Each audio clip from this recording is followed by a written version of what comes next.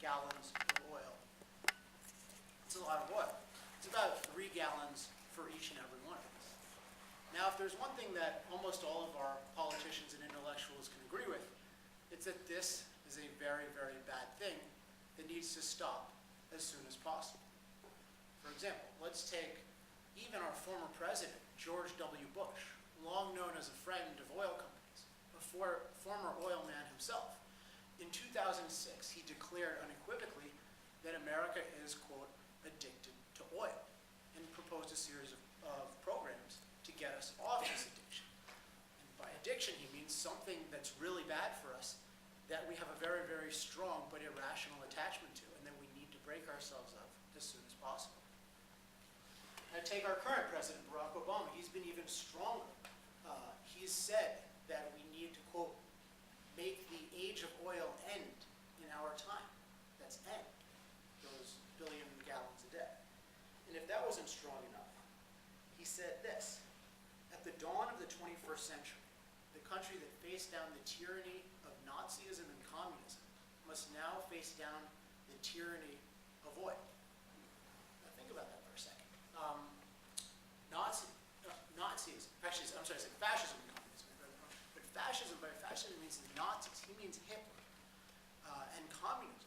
These are two movements that killed a combined 100 million people in the 20th century. To call someone a Nazi is almost the greatest insult that you can put on another human being. And yet he was able to refer to our use of oil, and by implication the oil industry, as like Nazis and communists. And there was no comment. Probably most of you have never even heard that quote, but it was said at a prominent speech of his. So, what is the solution to this? Well, it seems pretty straightforward. We have to get off oil. After all, they say, let's look at the problems that they point to, what they call our addiction. Well, one is, people say, we're going to run out of oil. Oil is a finite resource. If we keep using it at this pace, pretty soon we're going to be run out, and then we're going to be in big, big trouble.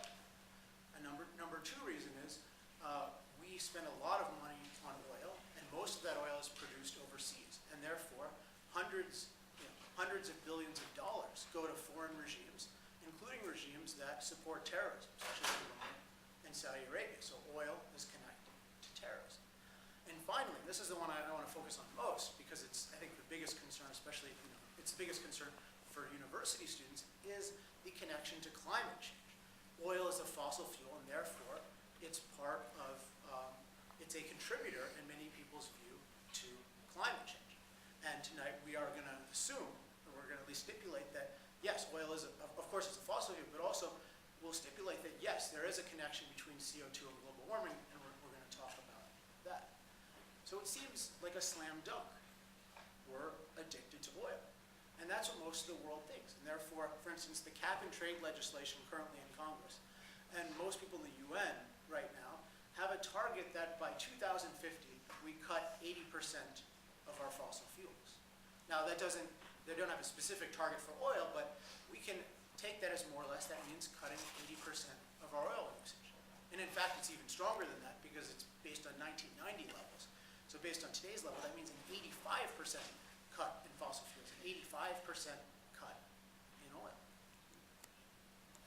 And everyone seems to agree that this is definitely the way to go. And not even the oil companies really question that we're addicted to oil, and that we really need to go away from oil. And as an example of this, I noticed this year on August 27th, I went to the websites of every oil company. Now, why August 27th? Well, August 27th happens to be the anniversary of the founding of the oil industry. And not just any anniversary. It was the 150th anniversary of the oil industry. Now think about how most of you would celebrate someone's 150th birthday if they ever reached that, or 100th birthday. Or how we would most people would celebrate the 150th anniversary of Earth Day. I mean, there would be just, balloons of Al Gore over cities and parades. And certainly the environmentalist movement, certainly the Sierra Club, would be over the moon about how great their achievements had been and how great it was that we had them in our society. And yet on the oil websites, there was nothing mentioning this 150th anniversary. But what did they mention?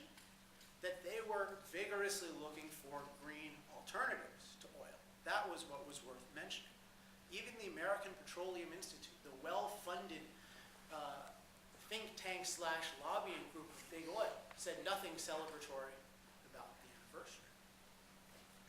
Which raises a question. Why am I here giving a talk in defense of oil? Unfortunately for me, I'm not getting any oil money to give this talk. So what's the deal? Well, I kind of just fell into it intellectually. I've been writing about business for about 10 years, and I started doing research in energy, and I started writing a couple articles about oil, and I became interested in it. And the more I read about it, the more I saw there was a fundamental problem in the way that people were talking about and thinking about oil. And the problem was that their focus on oil was exclusively negative. That anything they ever... That's not my phone, is it? No. My phone. All right, I'm responsible. I feel bad. So yeah, the focus was exclusively negative. It was always about global warming or the Middle East or something else, but there was nothing about what is the positive we get from oil. What is it about oil that's so compelling that makes us use it so much? Is it really that there's some conspiracy that gets us to use 1 billion gallons a day, and that's automatically bad? And the more research I did, the more I realized that no, that's in fact not the case. That oil has tremendous value in a way that almost everyone, including me before I did this research, have no idea of how positively it impacts our lives. And therefore, it's crucially important for us to understand the positive value of oil.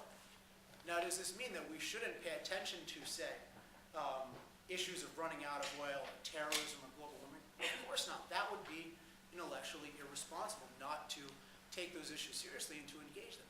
But it's equally intellectually irresponsible not to look at and examine the positive value of oil. Otherwise, there's no way to really be informed citizens about these issues. And there's no way to know whether the policy of cutting 80% of our carbon emissions, which is the current path we're headed on, is a good policy or is a horrific policy.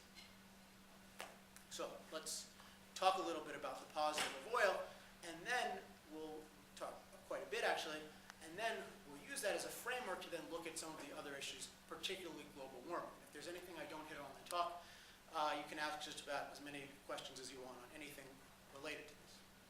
So, what do we get from oil? What's so great about oil? Well, one way I like to illustrate this is take people on what's called an oil sightseeing tour. So I'm going to take you guys on an oil sightseeing tour. I'm going to show you everywhere in your lives where you're using oil, including to benefit your life, including many places that you may not be familiar with. And if oil is as valuable as I'm implying it is, I think the best place to start the tour is wherever we happen to be.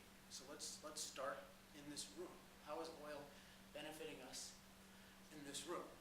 Well, I like to start with the object I'm infinitely proud of, this little iPhone. What is the iPhone made of?